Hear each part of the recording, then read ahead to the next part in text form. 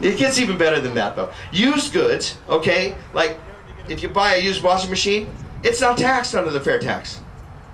Used clothing, it's not taxed. So if you are really poor, or if you just like thrift stores, you can go to a thrift store, you can buy clothes, you can buy a used car, you don't pay tax on that at all. It's not taxed. So all these things that we're currently hauling to the landfill can be refurbished and resold, because there will be a market for them, because they'll be much cheaper than new goods, because there's no tax on them. That's thinking green. You know, we can all do a little of that.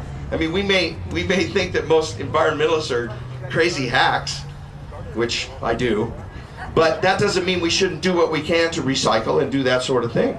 You know, and this is an easy way to do it. Make it profitable for things we throw away to be fixed and resold.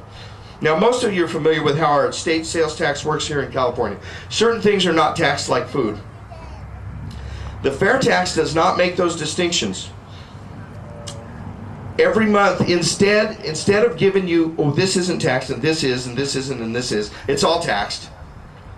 But they looked at it and they said, okay, what if somebody was living at the poverty level? That's how much they made, and I don't remember what they set it at. And they said they spent their whole amount each month on goods. What would their tax have been on what was actual necessities? And they figured for a single person it'd be about $208. So every month the government sends you a rebate for that much. Now you don't have to keep track of it, because they just said, look, we're not going to keep track of this because that's silly. That puts us right back into keeping track of 11 or 300 million people.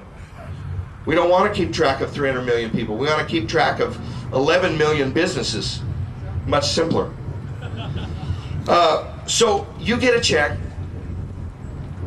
for your household, depending upon how many people. If you're a single person, it's $208. For two people, $415. If you add two kids, it's $588. Now, if you go back to Al Gore's dinner, assuming he takes his wife Tipper with him, because she's so fantastic, he could eat lobster at $100 a plate 8 times with her, and the prebate would cover that tax. But then we could have ramen with our wife 3 meals a day for a month, and the prebate would not only pay the tax, but it'd also buy the ramen, and we would still have $235 left for beer.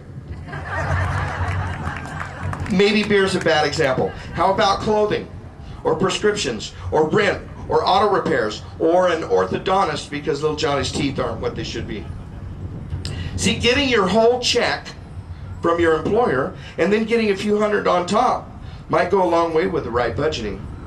It's also expected that because of less cost to businesses, prices will only rise temporarily and then fall to a level that would be somewhat less than 10% higher than current levels. Okay, so prices go up 10%, but hey, you're getting your whole check. Just the Social Security is about 7%, you know. So then your 3%, well, it's going to work out for you.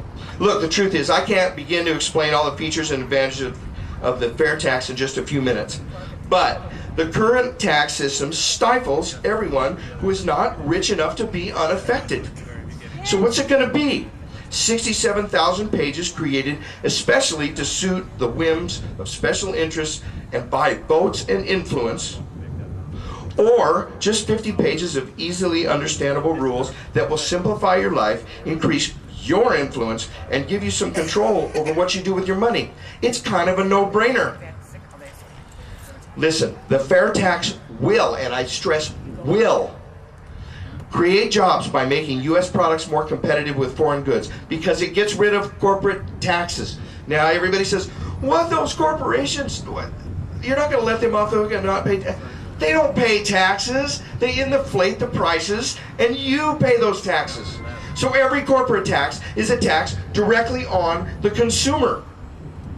If it costs 10 cents more for Exxon to pay taxes on a gallon of gas, you can be pretty darn sure that when you go to the pump, it's going to cost you 10 cents more. They don't pay taxes. So why make them pay taxes? It's ridiculous. We pay the taxes anyway. Let's just get it all in our hands. We can decide what we spend. We can decide what we pay. Okay, it will stimulate the economy because you know what? If corporations don't have to pay taxes, they're going to start selling more stuff. And all of a sudden, all those businesses that went to Ireland because of low corporate taxes may come back here because of no corporate taxes. We've chased off every good business. You know, they were talking about California. I think it was Chris, you know. Hey, where's petroleum? Where's aerospace? Where's farming? All of our good, where's logging? All of our good industries, we chased away. And we're going broke. How did that happen? We don't make anything anymore. And pretty soon, in July, California goes broke, and we're all going to be cutting each other's lawns for a living, because that's will be the only thing left. Okay, the other thing is there's always doubt from Congress meddling with the tax system. There's always doubt. Darlene can testify to that. Okay, take that doubt away. It makes things better for everybody. Investment and savings go up because what you invest and save is not taxed. There's no capital gains tax. Those of you who subsist from 401ks and things like that, it's not taxed. If you spend it, it's taxed. But if you don't spend it, it's not taxed. It's not taxed when you put it in. It's not taxed when you earn it, just when you spend it. It will allow you to pass your belongings intact to your heirs when you pass away, because there's no death tax. Give you your whole wage untouched by the feds, open new revenue streams from the underground economy, discourage people from coming to the U.S. illegally because they won't get that rebate. Abolish the IRS, saving billions, and finally, make April 15th just another day. The choice is simple, but making it happen will be up to you and I. Lawyers, accountants, and people in the government, most of Congress and the administration, are against anything this simple because it would limit their power to keep a stranglehold on your finances. Make a promise to take a stand. Find out more about the fair tax.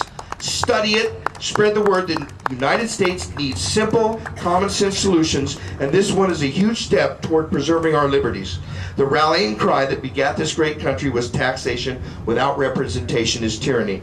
Let's rekindle the spirit that gave birth to the United States. I thank you all for your time and attention.